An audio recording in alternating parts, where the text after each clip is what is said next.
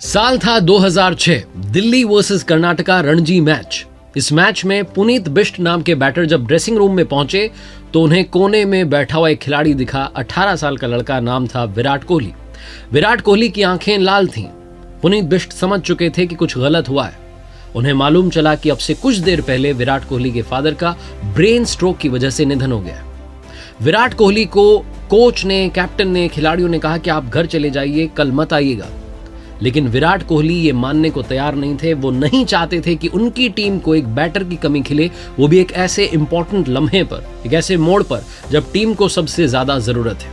पुनीत बिष्ट कहते हैं कि मुझे समझ में नहीं आया कि विराट कोहली अपने अंदर इतनी ताकत कहां से लाए। उस मैच में पुनीत बिष्ट और विराट कोहली साथ साथ खेले। विराट कोहली ने 90 रन उस मैच में बनाए। पुनीत कहते हैं कि जब हम ओवर के दौरान, जब ओवर खत्म होता था, बातचीत करते थे तो मुझे समझ में नहीं आता कि क्या बात करें। बहुत कम बात हो रही थी। मुझे लगता था कि मैं विराट कोहली के सर पर हाथ रखूं, उसे तसल्ली दूं कि सब ठीक होगा, लेकिन फिर लगता था कि नहीं, विराट कोहली खुद इतनी ताकत लेकर आगे बढ़ रहे हैं तो मुझे भी उनका साथ देना चाहिए। विराट कोहली जब भी बात कर रहे थे उस मैच के दौरान तो यही कह रहे थे, हमें अच्छा खेलना है और अच्छा खेलना है, बड़ा टारगेट अचीव करना है, लंबा खेलना है। विराट कोहली एक ऐसी मिट्टी से बने हैं जो मिट्टी बिखर के भी फिर से नया रूप लेती है और पहले से बेहतर हो जाती है। विराट कोहली के जीवन में यह लम्हा तब आया था जब 18 दिसंबर की तारीख थी। खुद विराट कोहली 18 साल के थे। उनके फादर का अंतिम संस्कार भी नहीं हुआ, उससे पहले ही वो मैच खेलने के लिए मैदान पर पहुंच चुके थे। विराट कोहली की जर्सी नंबर आज भी 18 है। वो 18 दिसंबर की उस तारीख को, उस 18 साल की उम्र को अपने फादर को ट्रिब्यूट देते हुए जर्सी नंबर 18 पहनते हैं और हमेशा खुद को याद दिलाते हैं कि उनके फादर ने उन्हें इस मुकाम तक पहुंचाया, क्योंकि वो पिता ही थे जो उन्हें मैदान तक ले जाया करते थे, ट्रेनिंग के लिए तैयार करते थे, उन्हें मोटिवेट करते थे।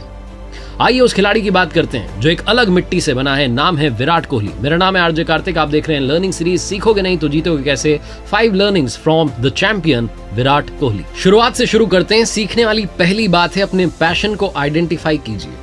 आप क्या करना चाहते हैं ये फिगर आउट कीजिए, क्योंकि यही सबसे इंपॉर्टेंट है। दिल्ली के उत्तम नगर की गलियों में पले बढ़े, विशाल भारती पब्लिक स्कूल में जिन्होंने प्राइमरी एजुकेशन पाई, वो विराट कोहली जब गली में क्रिकेट खेलते थे तो पड़ोसी कहते थे कि भाई तुम गली क्रिकेट के लिए तो नहीं बने। पड़ोसियों के कहने पर विराट कोहली के फादर ने उन्हें 9 साल की उम्र में दिल्ली क्रिकेट अकेडमी में दाखिला दिलवा दिया, वहां उन्हें ज्वाइन करवा दिया। विराट कोहली के जो कोच थे राजकुमार शर्मा साहब, उन्होंने बहुत कमाल की ट्रेनिंग दी। विराट कोहली पढ़ने में भी उतने अच्छे थे जितने क्रिकेट में अच्छे थे। जितना ज्यादा उनका खेल निखरता जा रहा था वो बेहतर क्रिकेटर बनते जा रहे थे। साल था 2002। उन्होंने प्रोफेशनल क्रिकेट की शुरुआत की। दिल्ली की जो अंडर 15 की टीम थी उसमें उन्हें शामिल किया गया। 2004 आते आते वो अंडर 17 का हिस्सा बन चुके थे और जुलाई 2006 में उन्हें भारत के लिए अंडर 19 क्रिकेट टीम का मेंबर चुना गया।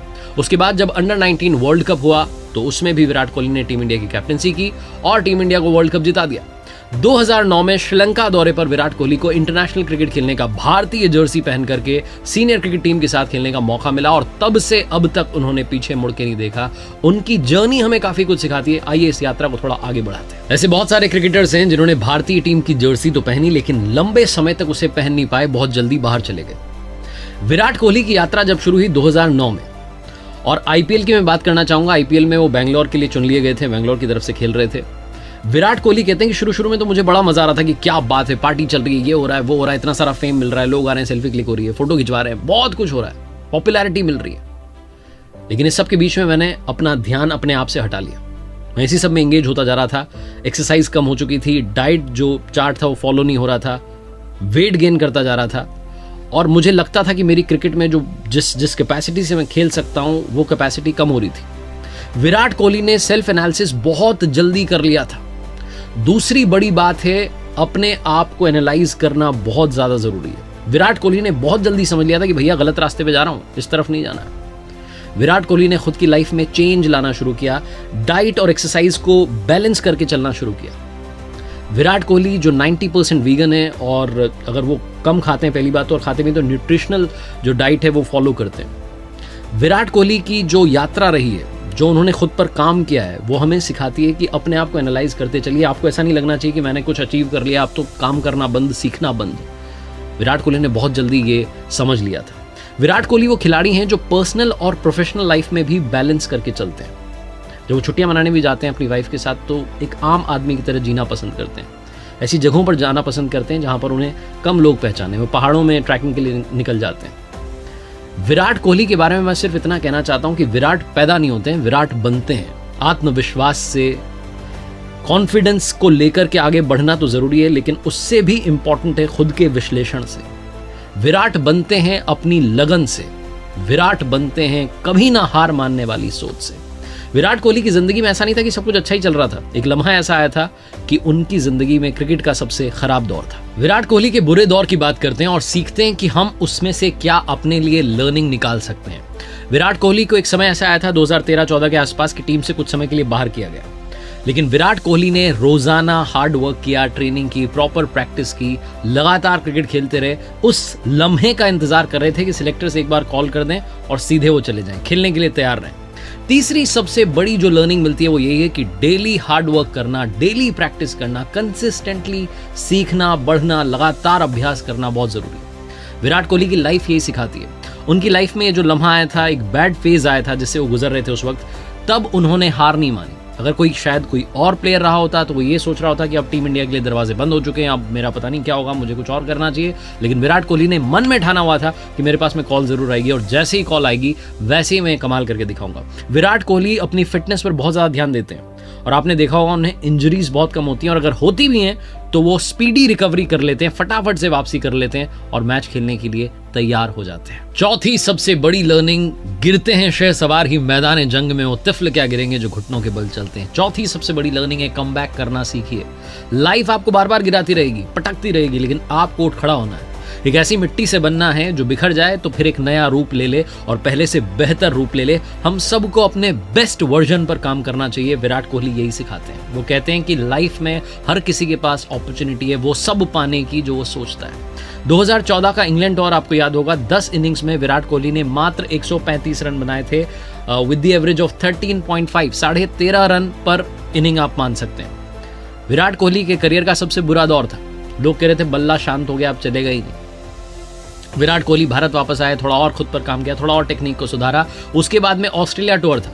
जब ऑस्ट्रेलिया पहुंचे तो वहां जो उनके जो फास्ट बॉलर थे वो तैयार थे विराट कोहली का स्वागत करने के लिए कि ऑफ साइड में जो है बॉल डालेंगे, विराट कोहली को फंसा देंगे, चकमा दे देंगे। मिचेल स्टार्क, मिचेल जॉनसन सब तैयार थे, लेकिन विराट कोहली पूरा होमवर्क करके आए थे। उस सीरीज में विराट कोहली ने 692 रन बनाए और ऑस्ट्रेलिया का मीडिया भी विराट कोहली का फैन हो गया। तो कमबैक करो तो ऐसा करो कि यादगार रहे। और आखिरी सबसे बड़ी बात, लर्निंग नंबर 5 जो विराट कोहली से सीखनी चाहिए, अपनों का साथ कभी मत छोड़िएगा। अपनों का साथ देते रहिए, उनके लिए स्टैंड लेना शुरू कीजिए।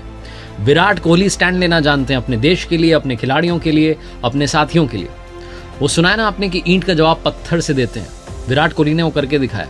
अगर आपके साथ कोई बदतमीजी कर रहा है तो फिर उसे बल्ले से, रन से, सूद समेत जो है जवाब देना विराट कोहली से सीखिए। जो जितनी इज्जत दे रहा है उतनी इज्जत से थोड़ी ज्यादा दे दो, लेकिन अगर कोई बेइज्जती पर उतर आए तो फिर उसका जवाब देना चाहिए। इंग्लैंड टूर पर मोहम्मद सिराज को जो दर्शक थे वो स्टैंड में से बुली कर रहे थे, विराट कोहली ने जाकर के सबको चुप करा दिया था। लेकिन अगर आप विराट कोहली को सिर्फ अग्रेशन के लिए जानते हैं तो थोड़ा गलत जानते हैं, क्योंकि विराट कोहली ने स्टीव स्मिथ के लिए भी स्टैंड लिया था। स्टीव स्मिथ बैन के बाद में 1 साल के बाद में वापसी कर रहे थे। हमारे अपने ही लोग थे इंडिया के जो उनको बुली कर रहे थे, उनके लिए कुछ कुछ कह रहे थे। विराट कोहली ने जाकर के भीड़ से कहा था, शांत, थोड़ा ताली बजाओ, बंदे को चीयर करो। ऐसे हैं कमाल के विराट कोहली। जब धोनी के 6 को देखते हैं तो उछल पड़ते हैं बच्चे की तरह, उनसे जाके कहते हैं क्या कमाल कर दिया। विराट कोहली इतने कमाल के हैं कि जब वो किसी बेहतरीन पारी को देखते हैं तो उसके बारे में ट्वीट करना नहीं भूलते हैं। वो सच्चे और अच्छे स्पोर्ट्समैन है। और जाते जाते विराट कोहली के फैंस उनके लिए कहते हैं, V for Virat, V for victory. वो चेज मास्टर है, उन्हें चेज करना पसंद है। लाइफ में अगर आप कोई गोल सेट कर लें तो उसके पीछे दौड़िए, मिलेगा जरूर। जाते जाते 3 कमाल की बातें जो विराट कोहली ने कही हैं। सबसे पहली, वो कहते हैं कि बहुत सारे लोग मेरे फ्यूचर को लेकर के चिंता करते हैं, बातें करते हैं तरह तरह की, लेकिन मैं उन बातों को अपने आप तक नहीं आने देता, क्योंकि पिच पर जाकर के बॉल सिर्फ मुझे खेलनी है। तो मुझ पर फैसला है कि मैं किस तरीके से उस गेंद को खेलता हूं, मेरा सारा ध्यान उसी पर रहता है। दूसरी बात, वो कहते हैं कि मुझे अंडर प्रेशर खेलना पसंद है, मुझे प्रेशर में रहना पसंद है, क्योंकि दबाव नहीं तो खेलने का मजा कैसा। और तीसरी कमाल की बात, वो कहते हैं कि बैट कोई खिलौना नहीं है, ये एक शस्त्र है। ये मुझे जीवन में सब कुछ देता है ताकि जब मैदान पर जाऊं तो वो सब कुछ हासिल कर सकूं जो करना चाहता हूं। देखते रहिए मेरे साथ हर सोमवार सुबह 9:30 बजे एक मोटिवेशनल कहानी और हर शुक्रवार सुबह 9:30 बजे लर्निंग सीरीज का एक नया वीडियो। याद रखिए वही बात जो अक्सर कहता हूं, कर दिखाओ को जैसा कि दुनिया करना चाहे आपके जैसा।